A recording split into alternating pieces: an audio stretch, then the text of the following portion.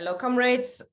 Welcome to our latest session in our new series on Labour and the left, a history of witch hunts and struggles between the left and the right in the Labour Party, which is important because there's always, we're in a period at the moment, obviously, where a lot of comrades think the Labour Party is dead and let's just move on.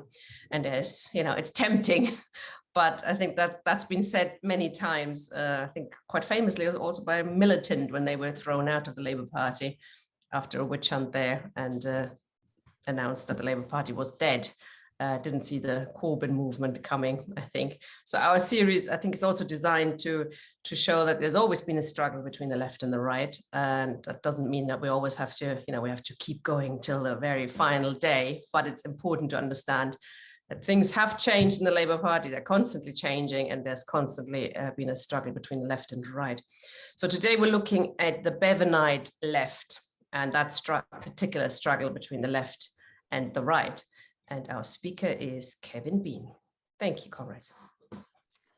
Okay, good evening, comrades. My apologies for the little technical problems at the beginning. Got some problems with the computer. We'll just have to see how they go. In preparing for this evening's talk, I had a sort of great sense of revisiting political battles which occurred just before I was born. And one of the things for those comrades who were active in the Labour movement, say in the very late 60s and 70s, less so into the 80s, I think, was that some of the names that I'm going to talk about, indeed some of the ideas that I'm going to talk about, were actually fairly well known. And indeed, the arguments about Nair and Bevan, about the Labour left, so-called Bevanites versus the leadership of Hugh Gateskill, was still very much sort of part of the common culture of many people in the Labour Party. And of course, many of the ideas of the Labour left that emerged in the late 60s and 70s very clearly drew on this period. And reading through some of the various accounts, I was struck by the way that the phrases and even the arguments that were being advanced for particular types of left positions were, in fact, you could still see them in some senses in parts of the Labour left today. So I think this is a very important period. I know we always say that in these sessions. We always say that this is an important period, but I think this is one that's just on the edge of the political, immediate political culture. The other thing as well is the importance of 1945, and I'm not going to go into the Labour government of 1945, not in any great detail, but the whole 1945 experience is something of a sort of high watermark for Labour, for the Labour movement, and it's often the sort of touchstone of what a Labour government should be like. So, for example, Ken Loach a few years ago made a film called The Spirit of 45, and arguing about the inheritance of 1945 and the nature of that government, is really very important, in the wider Labour movement. So if we think about the way that 1945 not only shapes the Labour Party, but also British society in what, comes to be known as the post-war consensus, then I think we can see that this is a very important period, particularly for our own politics. I don't want to talk really about the wider aspects of British society, but in some ways you might argue in terms of periodization that the post-war world sort of begins in 45 and ends with the election of the Thatcher government in 1979. And the same sort of pattern could be seen internationally. But of course, the politics of the left were not only formed by the immediate events, but actually by their experiences in the years before 1945, before 1939. So leading figures like Nair and Bevan had been an MP since the late 20s, had been on the left of the party, and indeed some of the other figures had been active in the labour movement or in wider politics from the late 30s, and their experiences of confronting fascism, the question of the Great Depression and the sort of politics there, the national government of Ramsay MacDonald. These are all part of their formative experiences. And of course, what's also part of their formative experiences is the experience of the coalition wartime government. And indeed, the sort of impetus towards the Labour government and the sort of electoral momentum, but also the experiences of that war, and in particular the radical currents that were unleashed by that war, both in Britain, but more widely in Europe. So rather than simply just taking the sort of post-45 period, we need to think about the careers and the activities of many of these people, go back, at least into the 20s. And there is that sort of, those overlays and patterns of continuity. I think what the debates on the left, and indeed the wider debates in the Labour Party in this period raise is, I suppose, really quite fundamental questions for us, not just about the nature of the Labour Party and Tina's opening comment about whether, the Labour Party's finished or what its role in the struggle for socialism, but also, I suppose, in our own definitions of what socialism is.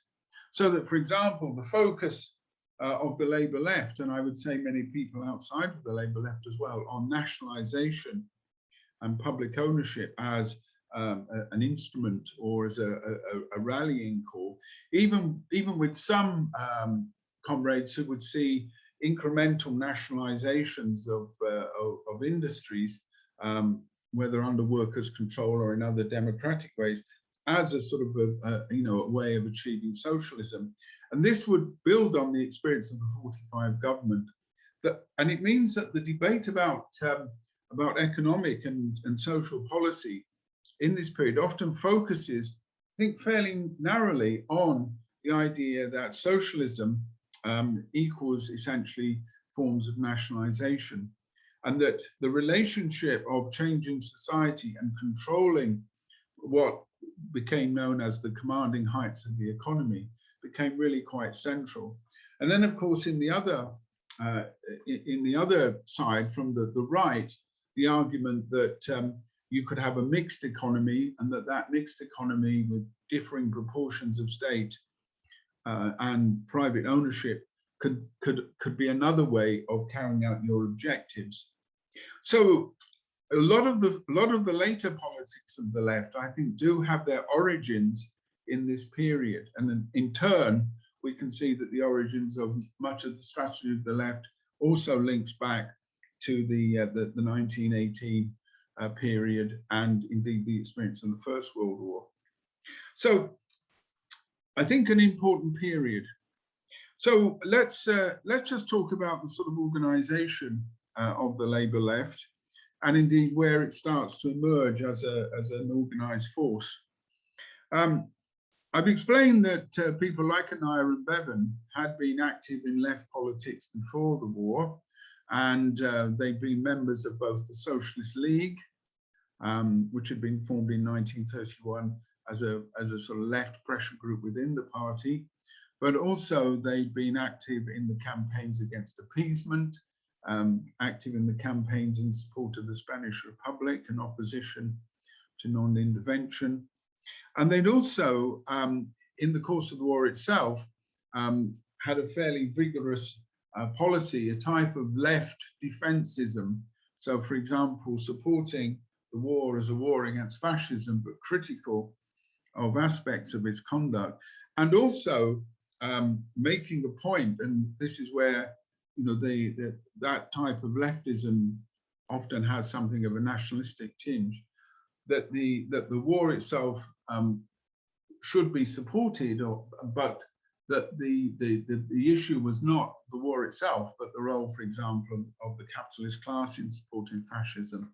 And indeed, the argument that the capitalists in Britain wouldn't prosecute the war very very effectively because their own interests lay with the capitalists in other parts of Europe. So there was an existing left wing, both in Parliament and also in the constituencies, although political activity was very much shut down during the war, but there were political campaigns of some sorts. Indeed, the role of the Labour left in challenging the government in this period led to quite a well-known cartoon. I'm afraid I can't reproduce it for you. I'd had hoped to do that. But it showed a House of Commons dominated by two figures. One was Winston Churchill as Prime Minister, and the other one is Anaya and Bevan. And they're actually sort of really large figures, almost like King Kong-like figures looming over Parliament. Bevan and other left-wingers had fallen foul of the party leadership in the 1930s by their advocacy of popular front policies, and in particular by their attempts to attack the government on appeasement, and indeed to argue for what they saw as a sort of left position in opposition to fascism. Bevan and a number of comrades were actually expelled in 1939, but were readmitted on a pledge of good behaviour. So the idea that this group of left-wingers were mavericks had been pretty well established before the war. Now, the 1945 government did have a very clear expressive socialist aim, and the manifesto says, "The Labour Party is a socialist party and proud of it. Its ultimate purpose at home is the establishment of the socialist Commonwealth of Great Britain." Now, the programme, which we're all very familiar with, of public ownership, key industries, of the development of health service, educational change, and so on and so forth, was largely implemented in as far as it was going to be implemented by 1947. There was both an economic crisis, partly linked to the tremendous war debts that Britain had accrued in fighting the Second World War, and also the pressures placed upon that Labour government by the US government. The Americans had very kindly lent British capitalists the money to fight the Second World War, but under certain conditions. And of course, that gave the United States a tremendous political and indeed economic leverage. So Labour was working very much within, a number of clear constraints. It was also, I suppose, working within a policy which became essentially one of so far and no further. And the left was very critical of this. It began to argue that, for example, the party's programme presupposed a much more radical approach. So, for example, in the late 40s, a pamphlet appeared, which then became the name of a group, a sort of current. The pamphlet was called Keep Left. Its authors were Richard Crossman, Michael Foot, and Ian Mercado, who would all be important left-wingers, although Crossman would go over to the right in the 1960s and served in Wilson's government.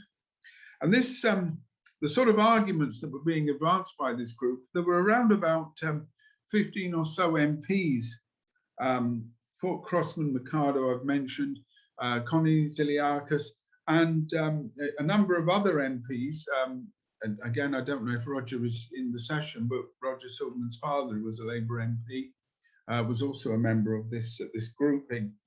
It was a loose grouping, and it was more, I suppose, associated with a set of ideas rather than a sort of organised tendency. So unlike the groupings that we've looked at so far, this would be a much more sort of amorphous current, I think. And I think one of the things that does sort of bear comparison with the contemporary period is that we have often quite wide currents of support out in the constituencies, with a parliamentary leadership which is not, in a sense, really committed to building a really clear, organised left. Now, Keep Left then was critical of the sort of rate of progress. And in the pamphlet, it says, is there too much socialism or too little? And we suggested in reply that present difficulties are not the result of socialist planning. They're the result of not enough boldness and urgency and too much tenderness for vested interests. You can't make socialist omelets without cracking capitalist eggs. I'm sure we've all heard those sorts of arguments. A delegate at the Labour Party conference in 1948 said, I want to see the present tempo maintained. I do not feel that anybody can say that we're going too fast. Many of us think we're going too slow. Ownership gives control, and that's a key phrase. The only way in which we can get control is by getting ownership. So I want to make it quite clear in our programme that we stand for control through common ownership. It's very much this linking of public ownership and of state control of the economy with, I think, this socialist project, which is really quite important. One of the crystallizing points for this left critique is the resignation of 3 members of that 1945-51 government, and that's the resignation of Aneurin Bevan, Harold Wilson, and John Freeman. And they resign as a result of the proposal by Hugh Gaitskell, the Chancellor, the Labour Chancellor, to introduce prescription charges. Now, the introduction of prescription charges was, in the great scheme of things, a fairly small amount of money, but of course, it was politically and symbolically very important.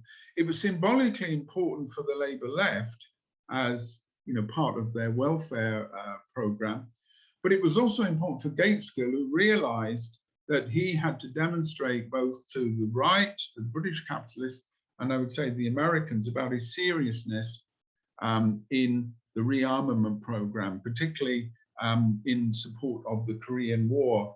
So the amounts of money wouldn't have contributed very much to British rearmament and the war aims, but symbolically they were quite important.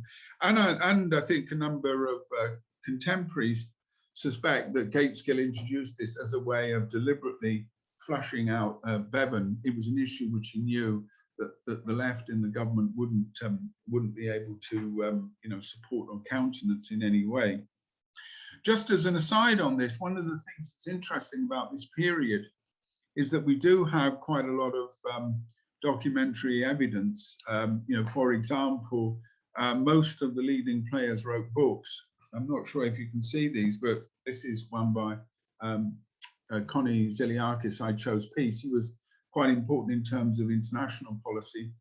And of course, Aneurin Bevan wrote really, a bestseller, genuinely one that was quite widely read, In Place of Fear. These are, my father's old copies. So we have quite a lot of evidence, I suppose, of not only political ideas, but also through diaries and memoirs and so on. This period is quite, quite rich, and it is quite easy in many ways to reconstruct the politics in that period. Now, when this group resign from the cabinet, they then become, in some senses, a sort of focus for the opposition to what the government has been doing. Essentially, the government runs out of steam, it runs out of morale, there are internal divisions, but essentially the right-wing leadership is not really, does not really want to either extend state ownership or indeed really carry out any fundamental challenges. And it, in a sense, has served its purpose, and in many ways it just simply disintegrates. Although the Labour vote holds up in 1951, the internal dynamics and within the party leadership, in a sense, just show, that that project is not going to go any further. But in the collapse of that government towards the end, these resignations do act as something of a sort of lightning rod, and they do raise many of the questions about whether that government had been successful, and indeed the nature of Labour governments.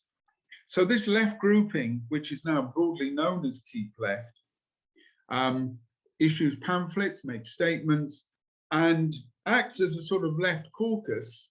It doesn't number more than around about 15 to 20 MPs, but it does have considerable support in the constituency Labour parties. And in fact, in 1952, in the first conference really after the collapse of the government, 6 out of the 7 NEC members who were elected by the constituencies are, quote, Bevanites, and a series of left resolutions on the extension of public ownership, which, as I said, is increasingly becoming this sort of totemic issue that the right is opposing public ownership, arguing for consolidation, and also increasingly developing a line of politics which is referred to as revisionism. And again, not particularly accidentally, that has a sort of an echo of the debates in German social democracy in the 1890s up until 1914 with Bernstein's arguments about revisionism.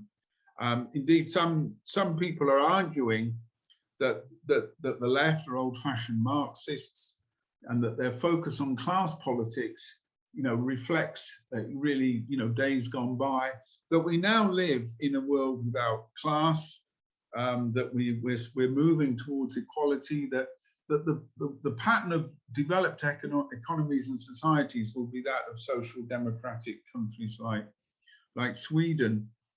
And the Labour right, particularly people like Anthony Crossland, start to develop what was essentially a sort of pragmatic policy that was adopted by most Labour governments.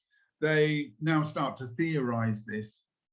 And again, rereading these debates, we see plenty of echoes of our own period. We see plenty of examples of this. But I think what's interesting here is that the immediate experience of the Labour government is something that people can argue around. Also, to give you an idea of the sort of culture of these left currents, not only do we have the Keep Left group, but we also have a range of publications, and indeed, a range of books. The one that I held up there by Connie Ziliakos is a Penguin special. In other words, this was a commercially produced book, and along with a number of other publishers, commercial publishers and left publishers considered it worth their while to do print runs and sell these things in bookshops. That it gives you, I think, an indicator of the sort of level of interest and the nature of political involvement. The press angle, I think, is important. The journal of the Labour left, and the one that will remain the sort of the main focus of the Labour left, is Tribune, or the Tribune as it was originally called. It had been founded in 1937, again as a strong opponent of appeasement and of anti-fascist and so forth. By the 1940s, it had become a sort of journal of the left, but it was in fact, I think, quite divided in many ways. Tribune was a newspaper that had all sorts of currents and ideas reflected in it, so that, for example, people like George Orwell wrote for it. But under Michael Foot's editorship, it was clearly loyal to the Labour left, but it was not, I think, what we might think of as sort of organised tendency. So if we think of socialist papers today, they're often linked to a particular party or group projects, and we can often gauge, the group or the tendencies line. But Tribune didn't really have that function. But it also reflected many of the sort of idiosyncrasies of the Labour left, and some of those were on foreign policy. So that, for example, in the immediate post-war period, as the Cold War is descending, the Labour left is very critical of the Cold War, and it's critical, for example, of the sort of encirclement of the USSR and the sort of tensions that politicians like Churchill and Truman are raising. But it's not especially pro-Soviet. And indeed, it tends to take something of a third way position, arguing, for example, that a country like Britain, and indeed an entity like Western Europe, could be the basis for a type of third way politics that stands between capitalism and communism. And that type of third way position does sound quite strange, but I'll just read a section out from the Keep Left pamphlet in May 1947. So the pamphlet attacks collective security against communism. And they say this is a counsel of despair. They go on to say, its advocates assume an unbridgeable gulf between Western and Eastern powers and argue that the only way to stop communism spreading is to organize the world against Russia. And instead of taking sides, they want to focus on Europe as a sort of third force. Strategically, we British have become Europeans whose prosperity and security depend on that of the rest of Europe. Working together, we are still strong enough to hold the balance of world power, to halt the division into a Western and Eastern bloc, and to make the United Nations a reality. So you can see that sort of foreign policy is unusual in one sense. It tends to stand aside from the Cold War, but increasingly by the late 40s, it had in effect come to mean an acceptance of NATO, to essentially accept that in the battle between capitalism and Soviet communism, they would be on the side of democratic capitalism. So there was no sort of sense really of support for the Soviet Union. And indeed, when there were clashes, as for example, in China or later in the Korean War, the Labour left might be critical of the aggressive policies of the West, but there was no real sense of giving any critical support to the Soviet Union or to North Korea or China. And indeed, in the case of Michael Foot, there was quite a strong vein of anti-communism. This, I think, in many ways wasn't just tactical. I mean, it was in the later factional struggles, Gateskill accused, he said, 1/6 of constituency Labour parties of being controlled by communists. And he and many of the Labour right were, defined themselves by their loyalty to NATO and to Washington and to the Western Alliance. So the Labour left were more critical of that, but their criticisms, I think, were quite muted. And in a sense, when it came to foreign policy and indeed the relations between the United States and Britain, there was a sort of, rather pragmatic acceptance of the status quo.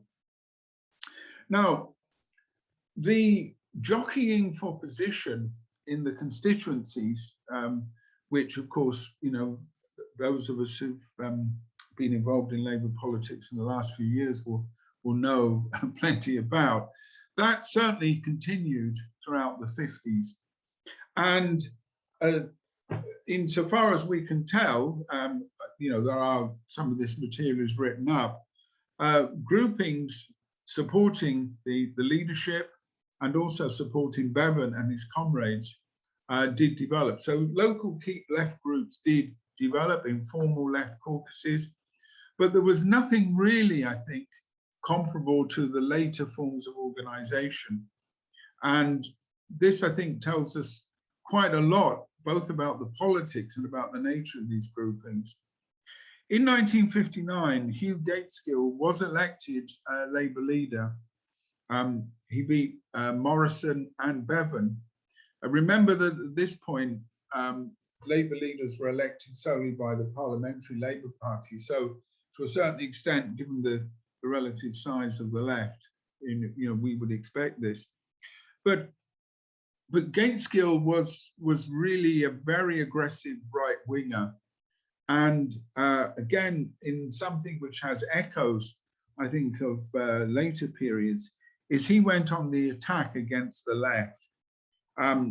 It was quite McCarthyite. I've referred to his claims that 1/6 of constituency delegates, communists, that the Labour Party was full of, quote, fellow travellers, that the left operated as a party within a party.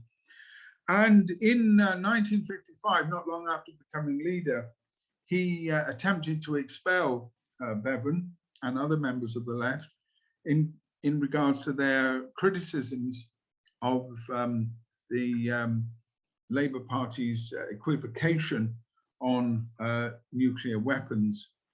Now, this was defeated, and it was defeated in many ways because other sections of the right realized the strength of the left, and they also realized that Bevan would probably have considerable support in the constituencies, and so they advised Gateskill to pull back. He didn't, but it didn't come off anyway.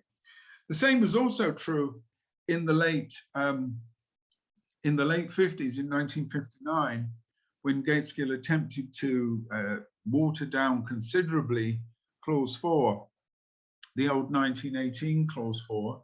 And again, this sort of symbolic battle around public ownership that was contained in that document really now became the way of sort of defining the left and the right.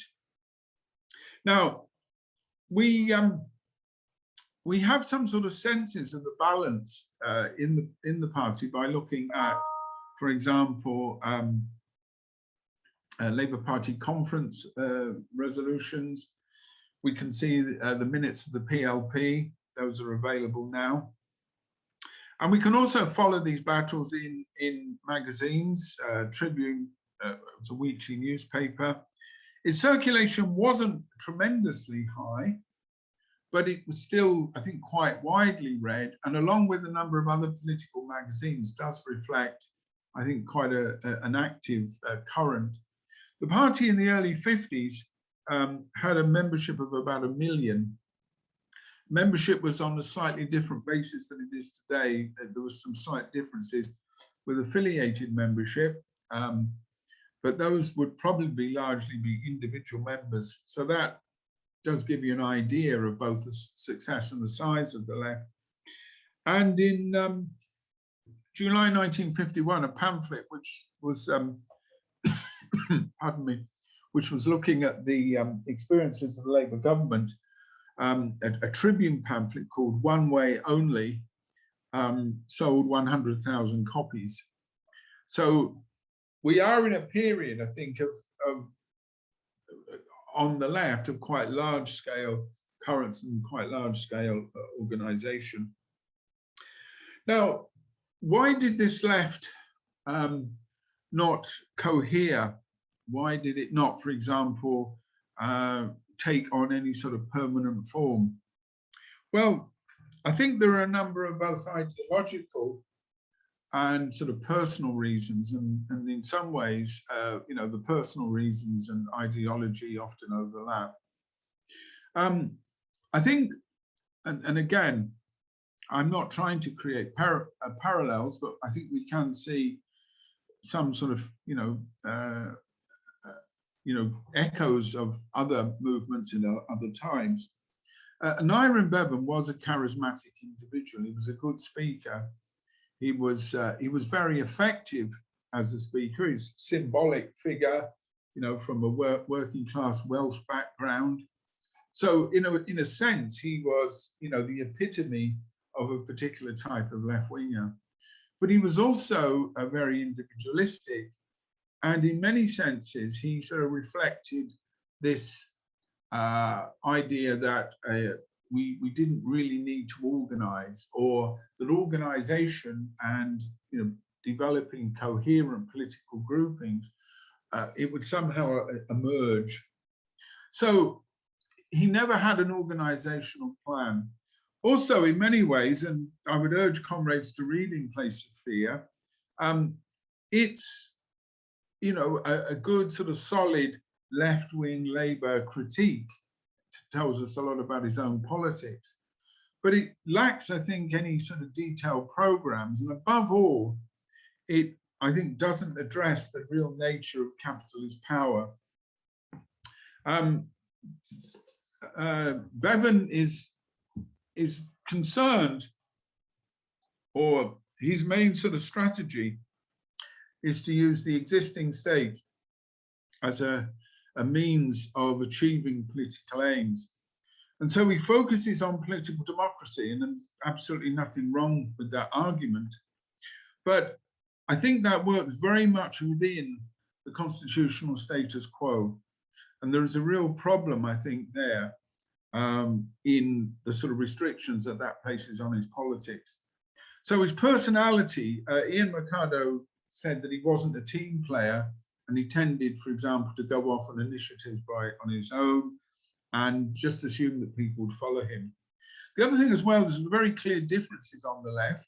The parliamentary left, was, had its own internal divisions, with some people being much further to the left, coming from different political traditions. And also a real tendency, I think, to compromise, particularly in terms of foreign policy and, the issues during the Korean War and elsewhere, I think, come into that. So the leadership of the movement, I think, was very clearly problematic. I think the other issue was, and again, this is where we might think about the strength of the left, is that increasingly, particularly after Suez in 1956, issues of foreign policy started to come to the fore, particularly nuclear weapons. And the Labour left was somewhat slow in picking up on that, but when it did pick up on it, this led to really quite a serious division. It was clear that following the election of Gateskill, that the right were very much in control. They were assisted in this by the leadership of the two big unions, Arthur Deakin and Bill Curran, Deakin of the T&G, Transport and General, and Curran of the Engineers, who were very solidly opponents of the left. The Transport and General actually had a rule which forbade Communist Party members from holding office in the union. And they were solidly on the side, not just of the Labour right, but they were solidly on the side of the status quo. So the swing to the right, particularly both in the parliamentary party, but also in the unions, consolidated and, in a sense, weakened the left, which, although strong in the constituencies, was in many ways now quite isolated. Many of the left leaders began also to make accommodations with the right. For example, in 1957, an NEC statement called Industry and Society came up with a very sort of fudged compromise on economic policy. It said that that where necessary, a future Labour government might take certain industries into public ownership, but essentially it was now adopting, in fact, a type of management of capitalism, and indeed would function within that framework which had been established in 1945. Some of the left members on the NEC spoke in favour of the document, and indeed Harold Wilson actually moved the document, and Aneurin Bevan spoke in its favour. He also in 1957 also spoke against motions opposing nuclear weapons. And it was here that, that in a way, Bevan's own sort of personal standing began to fall. And indeed, I mean, he died in 1960, so we've no way of telling what his trajectory would have been. But it's probably clear that he was already starting to make those concessions to the right. In the course of those speeches on nuclear weapons, he coined a series of phrases which have been recycled.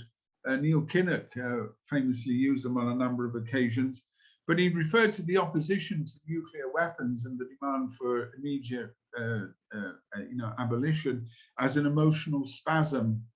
Again, an idea that it was just emotionalism, and that the left, who were pushing this policy, were not behaving maturely, were not really, serving the interests of either the working class or indeed of society as a whole.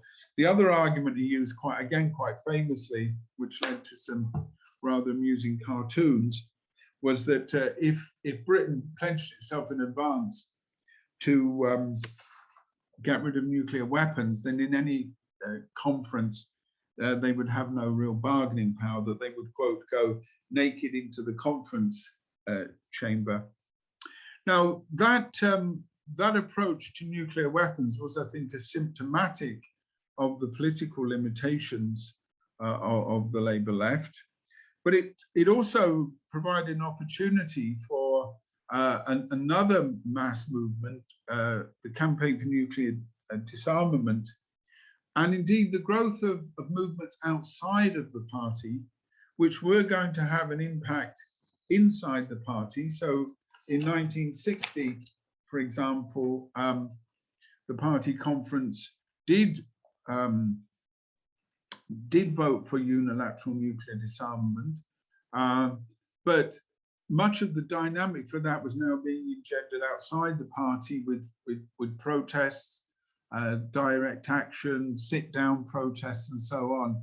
So you might say that in a way the official left sort of rather missed the boat, and it not only had it not really built any form of organization, but its politics and its program, I think, were really quite limited, and they turned essentially, I think, on the differing interpretations of quite narrow areas of economic policy, and in particular taking the experience of the Labour government as the sort of central experience.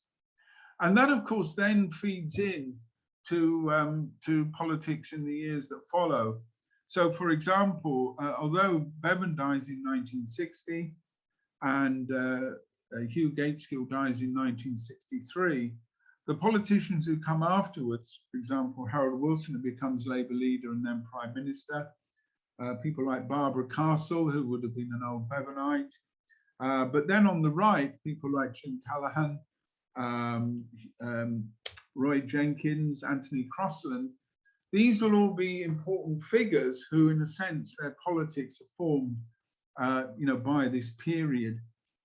So a left, which in some ways is really a set of leaders at the top, with then some informal and other organizations operating in the constituencies, but a real reluctance, I think, to challenge the right, and in particular, a real reluctance to sort of draw the lessons, particularly given the rather vicious right-wing nature of Hugh Gateskill, and of course the very tense geopolitics of those years.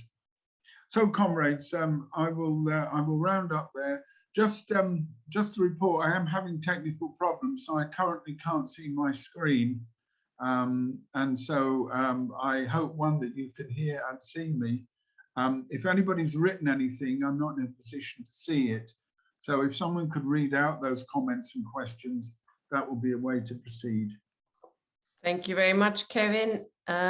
Yes, comrades, we're doing the usual, despite Kevin's problems, usual format. If you have a question or would like to make a contribution, please raise your hand.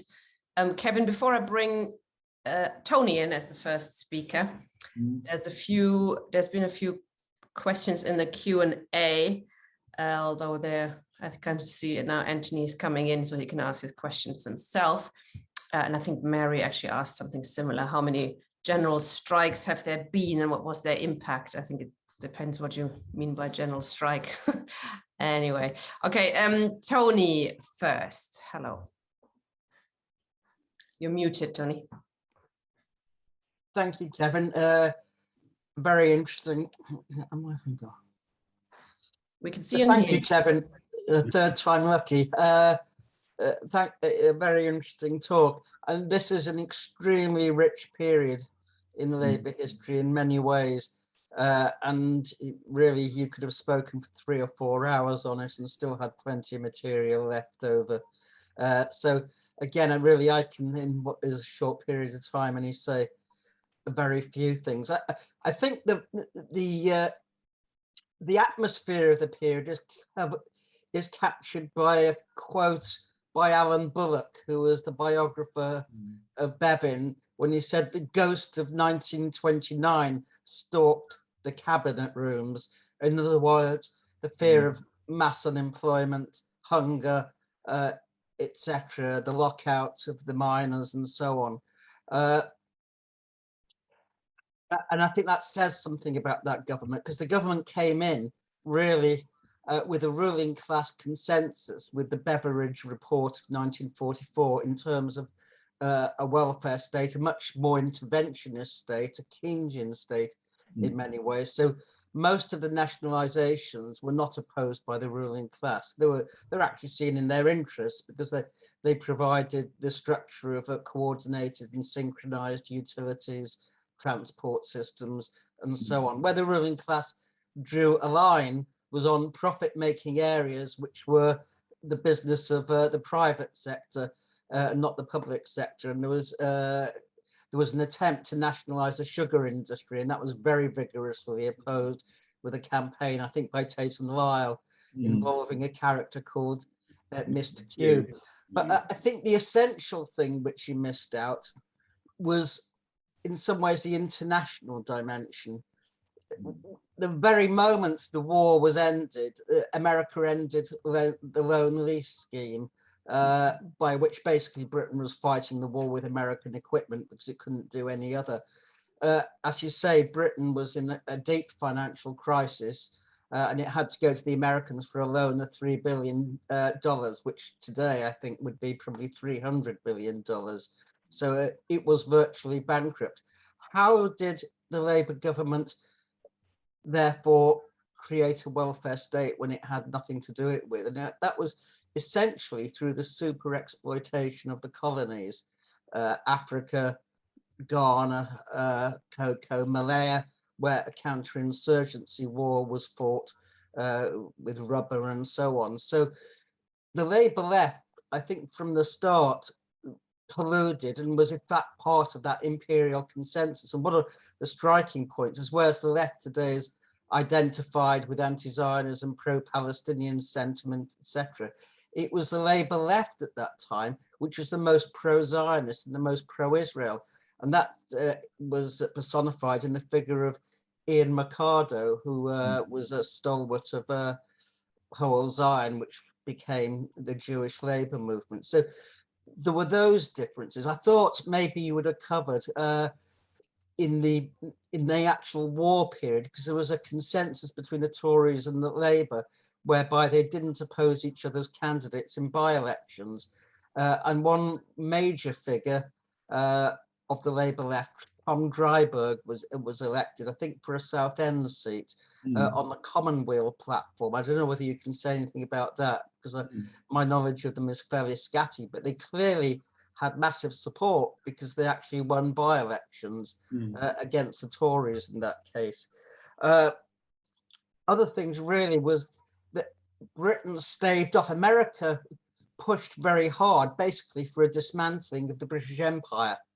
It saw that as inhibiting its own ability to exploit the third world, whereas Britain had something called the Sterling Pool, which basically trapped the resources, the finances of the colonial empire within a circuit that Britain was able to exploit. Egypt and India, for example, were forced to give loans to Britain in order to stave off the financial crisis. So there was that, if you like, political weakness which underlay, I think, the Labour left. They actually colluded in Britain's conquest and exploitation of its empire, and I think that had consequences with the nuclear weapons, which, in essence, marked. I mean, what was the importance of the adoption of the nuclear deterrent? It was a symbol of the alliance with the United States. I mean, it always has been in that sense. So that became the pole issue.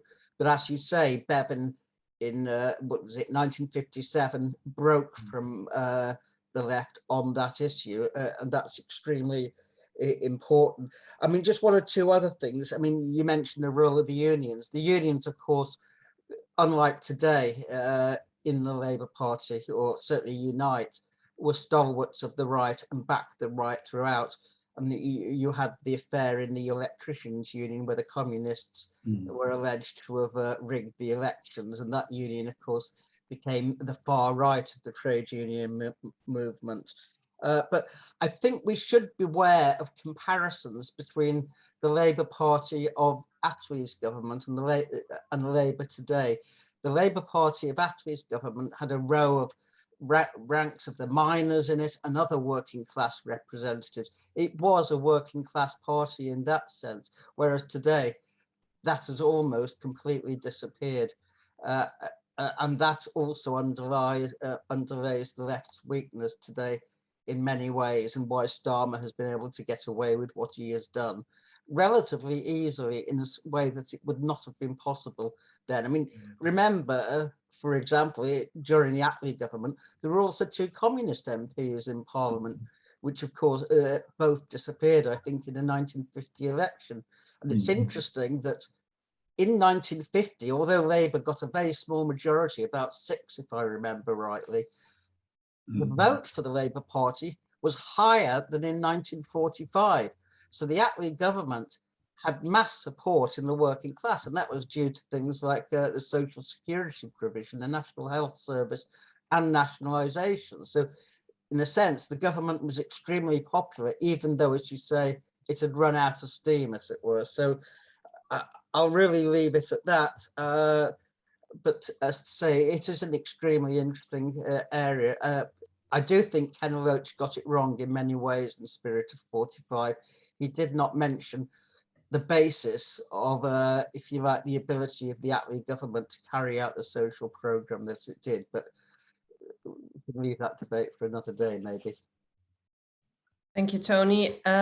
Before I bring in Mike, there's a question from Diana. Can you tell us something about Jenny Lee, Kevin? That's one of the other things that you left out. She was Nye Bevan's partner and set up the Open University here, apparently.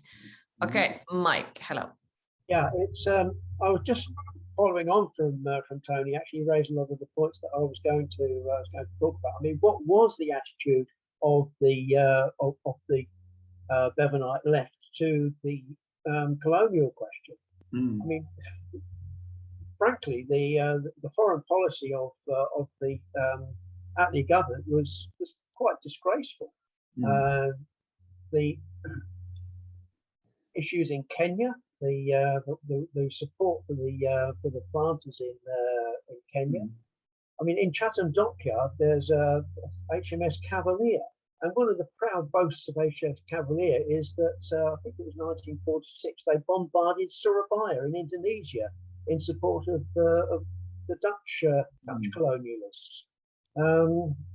So, what was the attitude of the Bevanite left in relation to that? I mean, and as regards NATO, I mean, my first real political activity, I think, really started in about 1968. And I've done a few bits and pieces for the Labour Party before, but I really became really active in 68, largely as the sort of because of the anti-apartheid and the struggle against the Vietnam War. Now, I buttonholed Anne Curd, who was our Tribunal MP, at the time. And one of the things I asked her was that that she should support the withdrawal of Britain from NATO, and that was a real no-no. I mean, she really did not want to take that up. So they're bloody hopeless, weren't they? I'll leave it there. Kevin, do you want to come in, or shall I take a couple more? No, I'll come in, Tina. The reason Okay. is I've just got a black screen, so it's very difficult to do this. Okay, I'll start with Mike. By the way, Mike, I think my dad was a delegate to the was Rochester and Chatham's delegate in 1960. If that's the Scarborough conference, because I remember he was a big sort of unilateralist. I've got his CND tie somewhere, so yeah. Anyway, that's old comrades reminiscing about the past there. But I think Mike's points about the foreign policy are a bit like Tony's beforehand, are quite important, because the attempt of the third way, which someone rather mischievously called it, was in a little bit based upon, in some ways, sort of Britain's unique place in the world. But of course, that unique place did rest upon the British Empire, and it rested upon the colonial exploitation in the way that's been described. There were movements for colonial freedom, and individual left MPs were in contact with the various parties and groupings campaigning for independence. By the 50s, it was very clear that independence was going to develop. It was more a case of the way that would go. And so it was often questions of timescales and in particular property relationships afterwards. But I mean, you're quite right that as a broad group, the facts of the matter were that the world was as it was, that NATO existed, and there wasn't really very much that you could do about it. In fact, in the left, there was an element which, for those of us who came a bit later, always seemed strange, although it hangs on a bit today, or it hangs on considerably today, and that was a sort of pro-Americanism. The idea that America, and particularly the Democrats, were a sort of sister party. And if you look at quite a lot of the Labour right, the sort of exchange of people between America and Britain, you know, a lot of the Labour right went to America from the 50s as sort of interns. They went there to study American politics. And indeed, there was a sort of almost an idealization of America. And I think that, you know, the idea that America was a democratic beacon sort of fits into this Cold War narrative. Now, you'd expect that on the right, although some sections of the Tory right were actually anti-American. And that was, of course, because they sort of sensed that the new empire was taking over. So they were rather like Athens and Sparta, and maybe in modern day America and China. They were very resentful about what was happening in that way. I mean, Anne Kerr, who was the MP in the constituency that both Mike and I come from, was a left-wing MP. She supported unilateral nuclear disarmament, and in a constituency which was a naval dockyard where large numbers of workers depended upon the Navy for employment, you know, that was quite a thing to be. And likewise, she campaigned, you know, famously on the Vietnam War. She also her and her husband were actually on one of the early civil rights marches in Northern Ireland, and so she was a left-winger. But you know, Mike is right that it was within a certain framework, and I think this is the point about the Labour left that we're sort of getting towards, that in many areas it was thus far and no further. On Diana's point, there's always somebody I leave out. Jenny Lee is an important figure in her own right, and she not just I think the Open University, but actually the importance of cultural and indeed issues beyond what you might think as the economy. One of the things that I suppose I'm partly nostalgic for, although I was far too young to really appreciate it, was that there was a tremendous socialist culture, not only in terms of writing and magazines, but also an importance on education and culture. And if you look at the activities of many of these people in the 20s and 30s, but also in terms of what they were suggesting should be done, then the development not just of economic policy, but also the idea of an enrichment of culture. So the writings of people like Raymond Williams, many of them were on the New Left. Stuart Hall is also working in this period. He's actually not that bad then, so not as when he gets involved with Marxism today and so on. But what you have is are people like Jenny Lee who are pushing these ideas, and she has her own biography, and she has a role in the Labour government as a minister for the arts, and obviously the OU's a great achievement. I mean, there are a number of other women MPs. I mentioned Barbara Castle, but there's another one who, again, as they say, older comrades will remember, Jo Richardson, who was MP for Barking, who again was quite an important left winger, and was again one of those people who I think covers the whole of our period. I'm not sure when Jo Richardson ended. I think she was still an MP into the late 80s, but there are a whole number of people of this ilk that are now often forgotten. On Tony's points, I don't really have very much disagreement there with you, Tony. I did sort of touch on foreign policy, but as is always the case, I had some things to leave out, and you're quite right. I could have done 3 to 4 hours on that.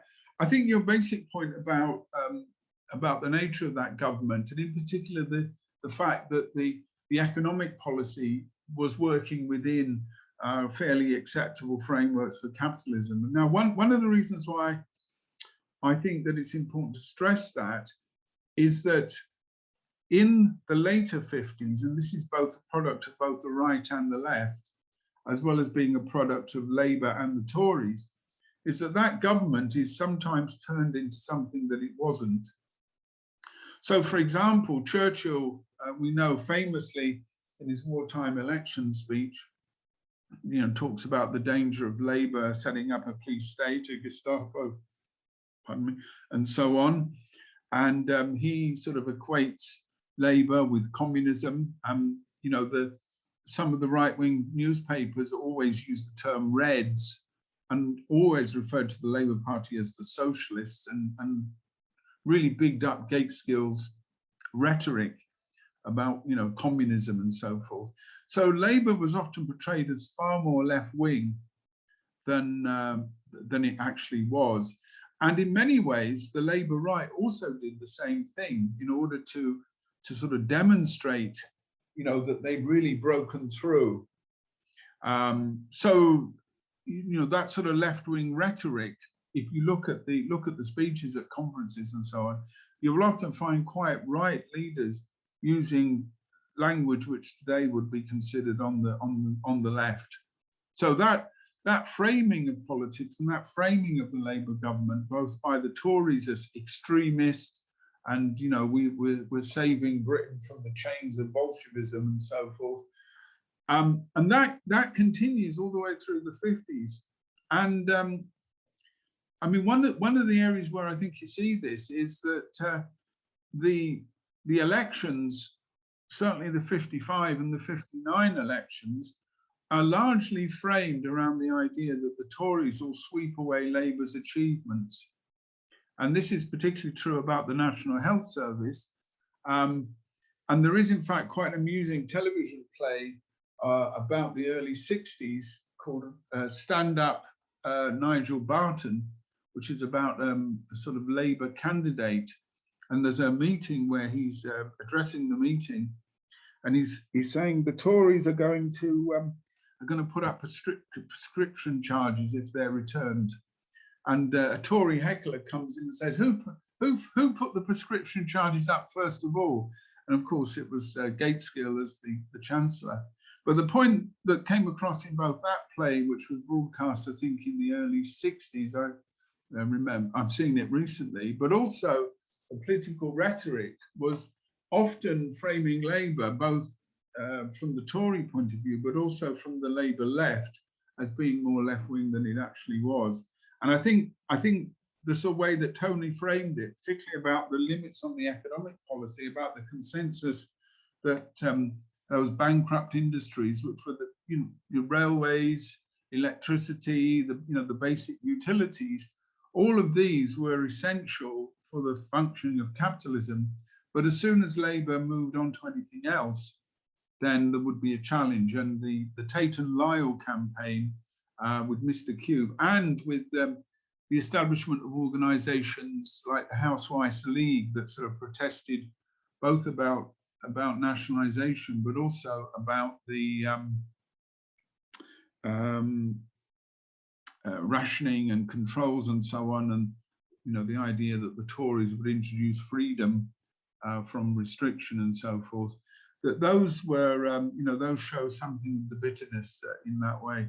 So when the manifesto was being discussed for succeeding elections, it often becomes a type of shopping list of public ownership, and it I think isn't really linked to decisive shifts in wealth and power. It assumes that socialism will simply be achieved by the same sort of electoral politics that won in 45.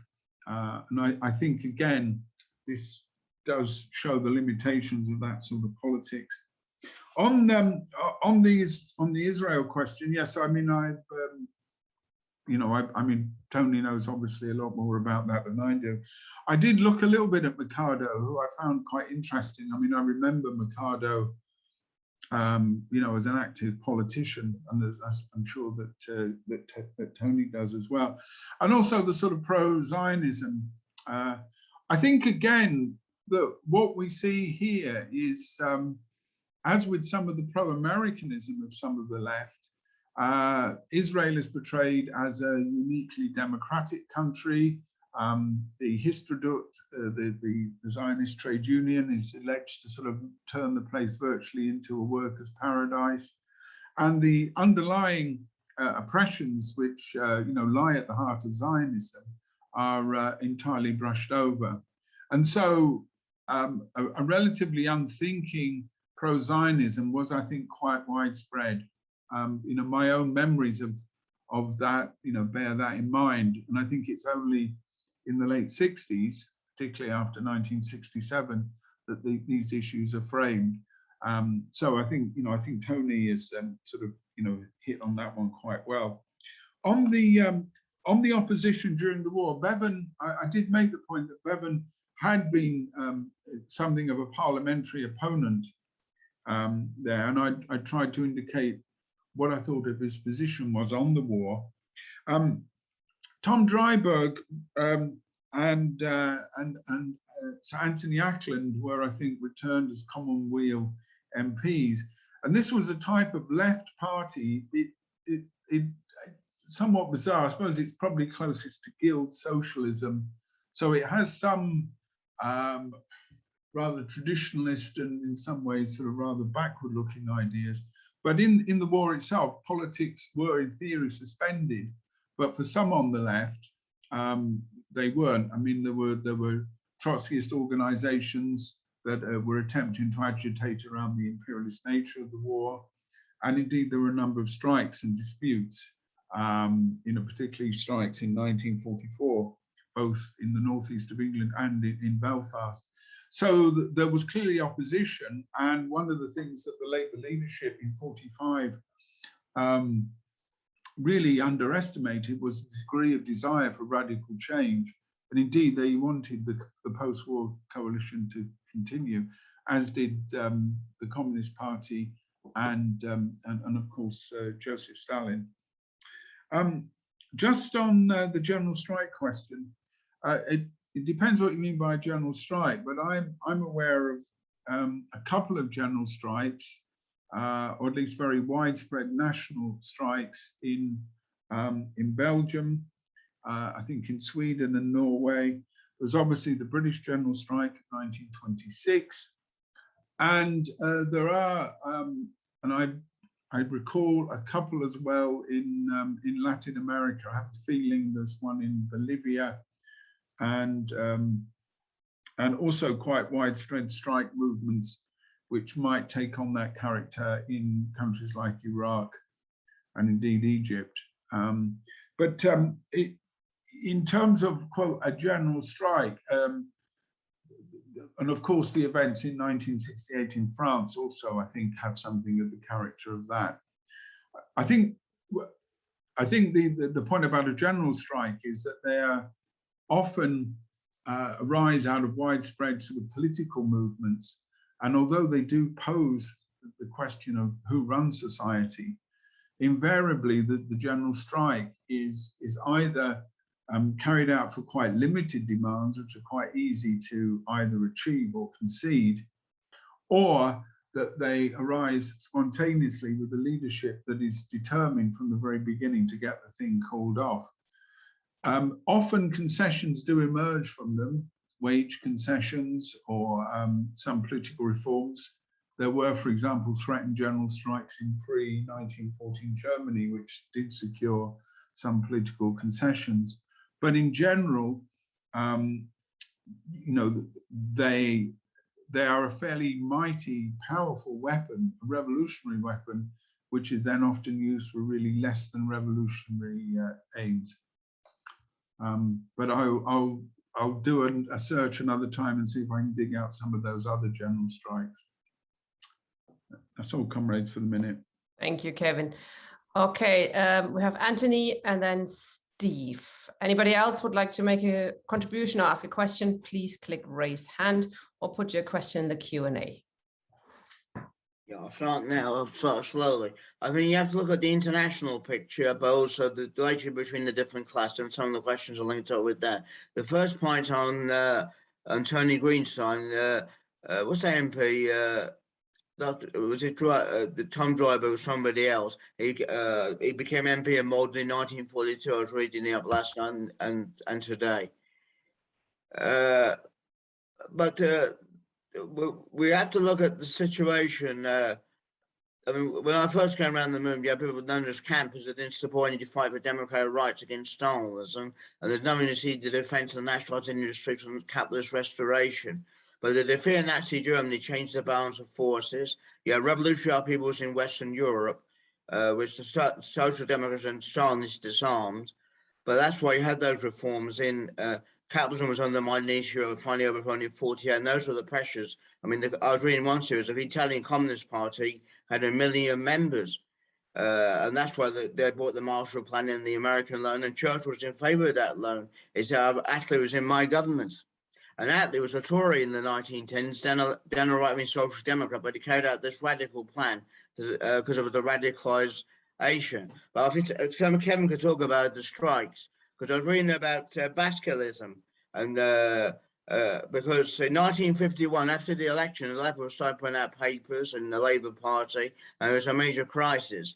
And Attlee just kept the leadership by 55, and there was a leadership race in the late 50s and early 60s. Gates were meant by Basquilism. What that meant was you agree with the mixed economy, welfareism, but you undermine the strikes. And I think there was mass strikes in the late 50s. So that I wonder, because Jim Callahan said something interesting in '97 on the. I was looking at the election results the other day on the David Booth rise, and what he said was, "We control this region, we'll let you go over the Labour Party." So I wonder if that conflict was going on. But there was a possibility of 45, but he wasn't a social democrat there at that stage. But there was a feeling for mass change. That was the contradiction in that situation. The difference now is with Corbyn. Is that there is a spontaneous development, took the new Labour bureaucracy by control. It's had its own dynamics with the trade union bureaucrats, allowing them to get away with too many things to build up their own base. But now they're being frozen out. And I mean, it's heading for a major schism because the CW's got £500,000 off. I mean, just last weekend, so that has implications. But I think the Cold War, the splits in the ruling class are very important to understand. I mean, all these scandals in over for money, over the EU, over Ireland, over Scotland, over Russia and China. The Cold War tensions are still there. It's also a split because there was about. Am I mute? No, we can hear you. No, all good. Oh, that's right. In 1961, Tony Green was stood against stood against Gaitskell for leadership on the basis of was on the basis of unilateral nuclear disarmament. And Bevin he was running for deputy leader many times. He got a year before his death. Was he making a deal with the right-wing Social Democrats, like Kevin was saying? What's the next point? But 1961. But I think Wilson was part of that Bevanite left.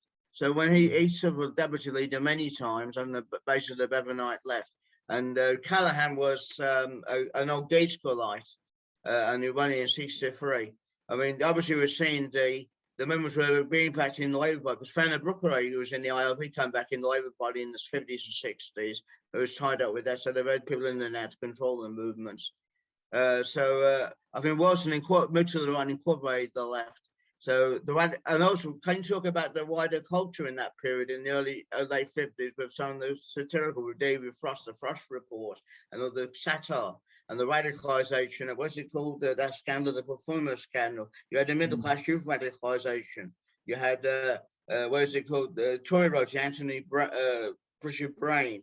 I can't remember now. Look Back in Anger and all that middle class radicalisation. And then you had the Cuban Revolution, the Civil Rights Movement, and that's what gave Labour that majority. They won 100 seats in '64, and there has been a lot of the social reforms on abortion and gay rights. But this is something there's national factors that are going on. But the Labour conference is called for the ending of AUKUS on that China would deal with Australia against China with the British, and there's a battle in the Labour Party. Anti-war movement is building up again. So there's a big test, but we have to defend what remains of nationalised industry against capitalist restoration. So all those arguments are coming back, and get rid of what remains of Stalinism. I'll leave it there.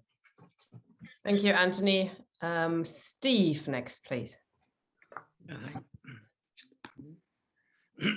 Thank you, Kevin and comrades. I'm generally in agreement with the observations that comrades have made, and I think it's absolutely right to make 1945 a really important point in understanding what's actually going on. But then you have to see 1945 in a 100-year period between 1918 and 2018, between the Russian Revolution and Jeremy Corbyn. It's a whole. We have to see and obviously, Kevin, you're not going on to the latter part, but you know, I might as well just do that a bit myself. I think one of the key things, 1918, I made this point before, but I'll just make it at the beginning. In 1918, there was Clause 4, but Clause 4 was an answer to the Russian Revolution in 1918, a counter to the Russian Revolution. And then when the Russian Revolution was kind of defeated and Stalinism was rising, in 1923, the Labour Party passed its resolution overwhelming of supporting for the monarchy. So the Labour Party became a socialist monarchy. I don't know if it's a monarchist socialist or a socialist monarchist party. I don't really know. But the thing is that idea comes to fruition in 1945, really, with what I've called it the social monarchy. So what do you have? What are the components? 4 of them. Number 1, there was a constitutional monarchy with a king we had in those days, crown in parliament, the Westminster political system. 2, the welfare state, the NHS, full employment, education system. Then the mixed economy, as you mentioned, these elements, the trade union, tripartite, and then finally, of course, imperialism, because they wanted to restore the British Empire, and that's what nuclear weapons, they went for that. And they were trying that until 1957 when it all came unstuck in Suez. So there was an attempt, they hoped that they could restore the British Empire, but as you said, Kevin, we were already broken by that war, busted really, and the Americans weren't going to allow it anyway. So those are the four elements. And this social monarchy was supported by both the Tories and Labour. I think that point's been made by others. It was the post-war consensus. Buttskillism, of course, was a term that we just heard from Anthony and other comrades. And you mentioned the Socialist Commonwealth of Great Britain, because that immediately reminded me of a pamphlet written in 1934 by the Webbs. It was about the Socialist Commonwealth of Great Britain. And in there, they wrote about the role that the king would have. So we're going to have a socialist commonwealth with a king. That was their idea, because what they thought about was bureaucracy. It was all socialism, it was nothing to do with democracy whatsoever. So you could have a king. It was about bureaucracy, how it would be introduced on behalf of the people from above. So why wouldn't you keep a king if it was nothing to do with the people themselves having the power to decide anything? But the real point, I think, about the social monarchy, and comrades have already made that, was not the reforms, but this was a counter-revolution in many ways, because it was set against to stop the dangerous European revolution that was happening in 1945 in Italy and across Europe. It was to stop that spread, that danger here. So they made those concessions to the working class, which were genuine gains. I'm not saying they were genuine gains, but it was to stop losing, for the ruling class losing power. And if we want to know where the counter-revolution really was, other comrades have mentioned this point, it was in India. The partition of India, I think, was absolutely part of the counter-revolution. When you think how many people, it wasn't the British people in Britain that died in the counter-revolution in 1945. It was millions of people in India, partitioned just like in Ireland. You know, we know the carnival of reaction that were to stop that whole thing in its tracks. So I'll come to this point. I want to make the point that the social monarchy didn't end in 1979. Thatcher started to dismantle it. Blair carried on dismantling it under the idea of neoliberalism. But if we get to 2007, we've still got a constitutional monarchy. We've still got the NHS. We've got the BBC. We've got the Queen. And we've got this special relationship, imperialist relationship with America. So most of it is still there until the crash of 2008, when the whole thing has literally collapsed. So my argument about Corbyn would be, just to end on this point, it requires more time to go on, that the Corbyn programme of trying to restore the social monarchy is absolutely busted flush, because the thing he's trying to restore has already got broken in after 2008. It was popular, by the way. Corbyn managed to show that it was a popular programme, but it can't match the crisis of democracy that we have right now. And the left, until it stops thinking about 1945 and starts thinking about the crisis of democracy and the failure of democracy in this country, the left is not going to get anywhere at all. And that's what we have to do in the Labour Left Alliance. We've got to make the question of democracy, we've got to push it right up to the top of the agenda. And I'll finish there as an alternative to what Corbyn did. Tony Benn had some good ideas when it comes to that as well, I'd say, something to add. Anyway. Thank you, Steve. Okay, we've got nobody else's hand up, so I'm bringing in Kevin now to sum up and reply to some questions. Okay, thanks, comrades, and thanks for the comments and so on. My apologies that I'm having to do this under some technical problems, so I can't see any of the comments that people have made, but I hope that you've all gained something from tonight's discussion. I'd like to begin with what Steve said at the end there, and I think it was implicit in what I said, which was that in many ways, there is a certain sort of nostalgia for the 1945 period. And one of the problems with nostalgia is that, you know, as the joke says, nostalgia isn't what it used to be. And that is that in looking back to that period, the models of politics that we have, I think, are really very limited. And that what, you know, as comrades have all accurately said, is often an attempt to contain revolutionary movements, to contain demands for real change, or indeed to uphold the status quo in various ways, is then taken as the model. And I think that this is nowhere more accurate than in, for example, the focus on nationalization as the sort of instrument for achieving socialism, and in particular, the type of nationalization that's introduced, so that although an Iron Bevanite in Place of Fear talks about the relationship between political democracy and economic democracy.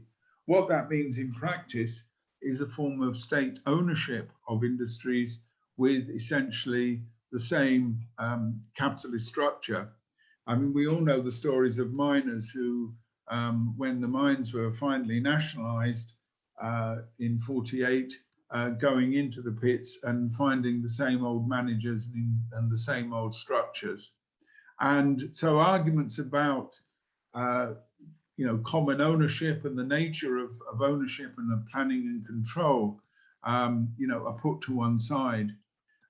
Again, the left made criticisms of that, so I'm not saying that they didn't, but the point was that that the focus on that type of politics as the route to socialism, to me, completely removes two things. One is the self-activity of the working class, which is more than just voting, but also it plays down the nature of the state that Steve has drawn attention to, and the elements of power, not just the monarchy, but other elements of the state, and of course the continuation of the British Empire.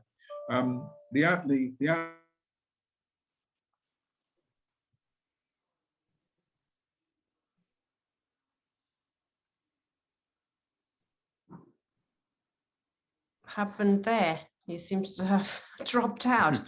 I hope he'll be coming back. I'll just give him a quick ring. Apologies, comrade. I wonder if he's even noticed he's gone. He'll notice.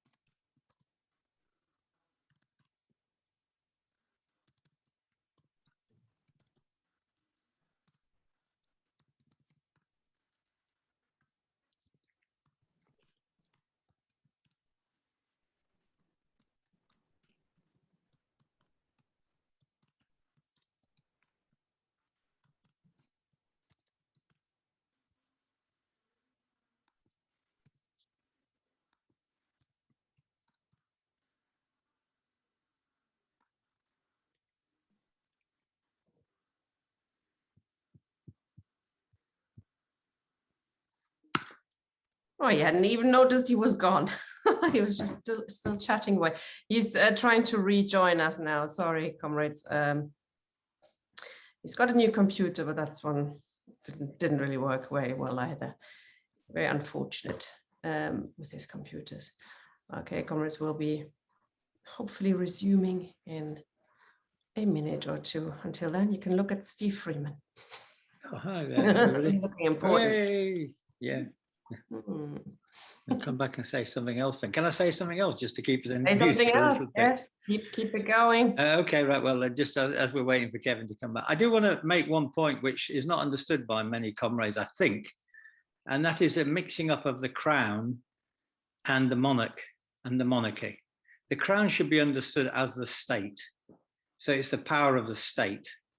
And that's why, and the power of the state is the big barrier that we have to deal with. The Queen is merely the head of state or the symbol of the state, but the power of the crown is being exercised by Boris Johnson, not directly by Her Maj. So republicanism is focusing its attention not on getting rid of the Queen. I mean, the campaign Republic wants to do that, but what we're focusing on is the power of the state, the crown state. Which you see when you see the judges and the police and the civil servants and all that palaver and the armed forces and all that stuff. That's the power of the crown. It's a very powerful body. I just want to say that, and not to mix up the two. Okay, Kevin's I back. mentioned at this stage that Steve Freeman is involved in running the working group on Republican Labour of the Labour-Left Alliance. If you're interested in getting involved, send us an email, info@labourleft.org. And we can get you in touch with Steve and the group. They're meeting once a week, actually. So, and it sounds quite a nice little setup, big setup, actually, not little. it's good. It's a good group. Okay, Kevin, thank you for rejoining us.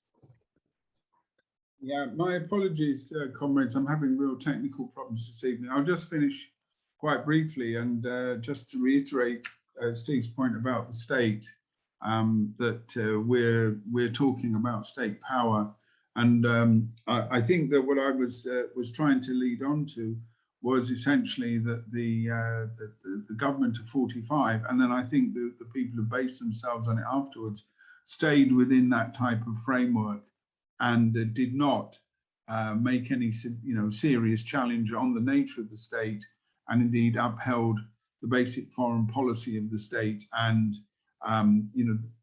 for the reasons that I've explained on both the empire, but more importantly in terms of NATO, and as would be the case later on nuclear weapons as well.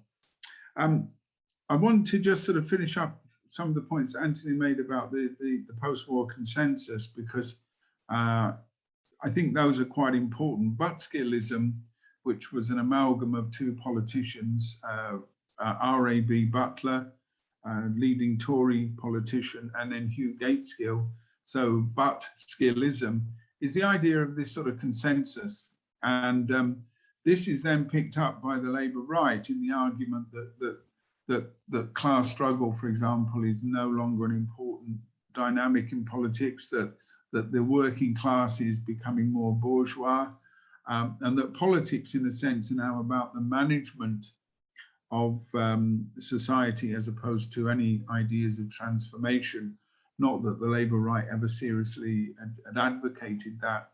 But I think the other important point is this idea of a type of almost natural evolution, either through economic change, so the decline of traditional industries. This was well underway in the 50s, not just a phenomenon of the 80s, but also that capitalist societies were evolving. Again, Keynesianism gave us the instruments to manage society, gave us the instruments to deal with social issues. And so the model, particularly of Scandinavia, was one that the Labour right picked up on. And there was a considerable amount of consensus. The point was that the welfare state that was built up by Labour on the basis of liberal ideology from the early 20th century was, to all intents and purposes, continued by the Tories. And indeed, some of the right Tories, people like Enoch Powell in the late 50s, were critical of levels of state expenditure, and said that, in a sense, both Churchill and Eden, and then later Macmillan, had essentially sort of capitulated to socialism. So this sort of this type of consensus politics was really all the rage. And I mean, if we think about the same sort of things that arose in the 90s and the early 2000s, we can see that these ideologies do recur from time to time. The other points that Anthony made about the revolutionary upheavals and the potential, I mean, all quite accurate. I focused on perhaps a narrow area, and particularly the organisation and the politics of the Labour left. But I do think you need to understand those other aspects as well. I think also the political culture of this period is useful, both to look at its strengths and its limitations. It was strong in the sense that there was, I think, quite widespread political interest and engagement. And you referred to plays, you've referred to satirical television programs, both in the 50s and the 60s. The satire boom is more something of the 60s, but there is in drama, you know, The Angry Young Men. You've mentioned there various dramas set of showing the tensions between the working class and the middle class, often an aspirational working class lad, Room at the Top, Life at the Top, those novels and films. But also other aspects of working class experience are definitely being discussed. And that reflects in some ways the strength of the working class as a social element in British society. And this, of course, goes back to Steve's point about the way that that post-war consensus integrates the labour movement.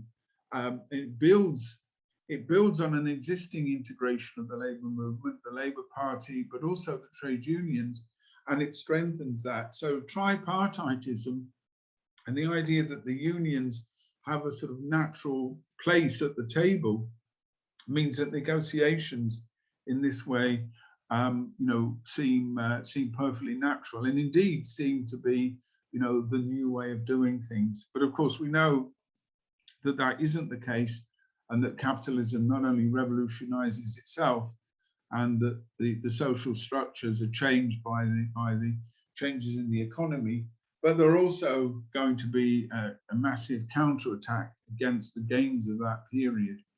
So for those of us who, in a sense, sort of remember it or were part of it, or certainly felt its echoes, I think one of the lessons we should consider is that although we think of that in a sense as normal, the spirit of 45, let's go back to the good old days, that sort of nostalgia, that's quite powerful.